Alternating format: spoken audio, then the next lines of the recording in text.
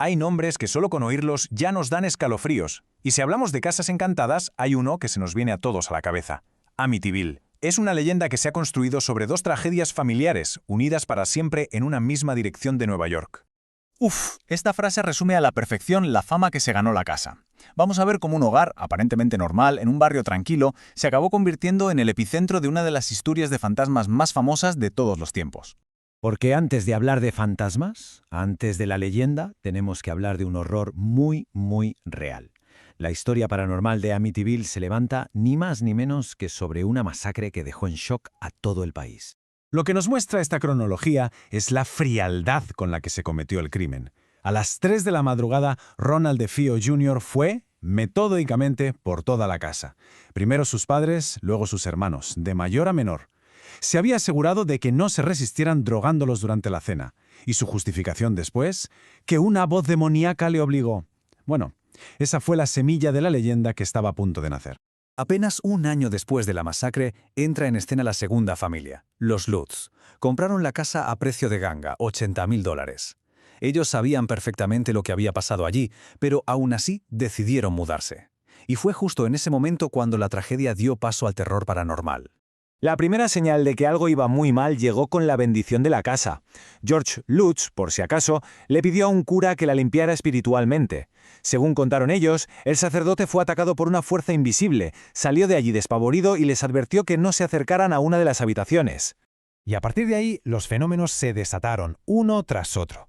Imaginaos el panorama, encontrar una habitación infestada de moscas en pleno invierno. Algo tan antinatural como inexplicable.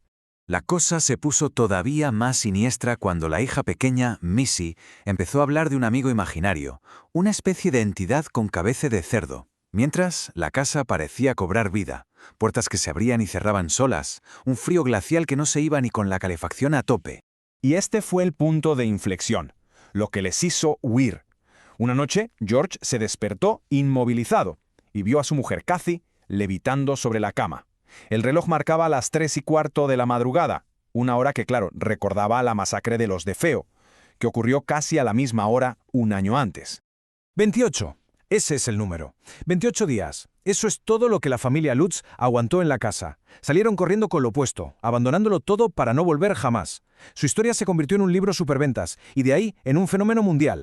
Pero justo cuando la leyenda de Amityville estaba en su punto más álgido, la historia dio un giro de 180 grados.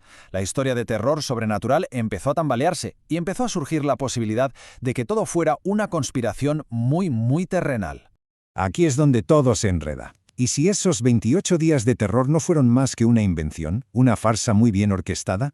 La bomba la soltó el abogado del mismísimo asesino, de DeFeo. Reveló una supuesta conspiración que hizo temblar los cimientos de la leyenda. Afirmó que todo fue un montaje entre DeFeo, los Lutz y un periodista. El plan era simple, crear una historia paranormal para sacar dinero con libros y películas.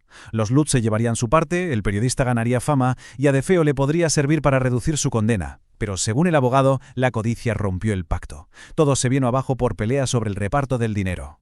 Con la teoría del fraude sobre la mesa, los investigadores y los escépticos se pusieron a escarbar en cada detalle de la historia de los Lutz, y lo que encontraron fue, como poco, muy revelador. Empecemos por uno de los detalles más icónicos, esas extrañas huellas en la nieve del jardín. El problema es que, al revisar los registros meteorológicos de esas fechas, se descubrió algo muy simple. No había nevado. Sin nieve, es imposible que haya huellas. ¿Y qué pasó con el sacerdote que huyó aterrorizado? Pues las investigaciones posteriores sugirieron que esa visita nunca llegó a ocurrir. El pilar sobre el que se construía el inicio del encantamiento parecía derrumbarse. Esta es la única prueba física que aportaron los famosos investigadores Ed y Lorraine Warren, la inquietante foto de un niño fantasma.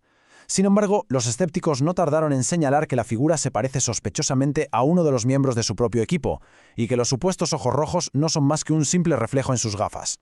La investigación también desmontó toda la historia de fondo. Ni la casa estaba sobre un cementerio indio, ni existió nunca un brujo de Salem llamado John Catchum que maldijera esas tierras. Y lo más contundente de todo, ninguno de los propietarios que han vivido en la casa después de los Lutz ha reportado jamás ni el más mínimo suceso paranormal. Cuando ya todo parecía apuntar a un fraude en toda regla, la historia nos tenía reservado un último giro, un testimonio que impide llegar a una conclusión fácil y que vuelve a sembrar la duda.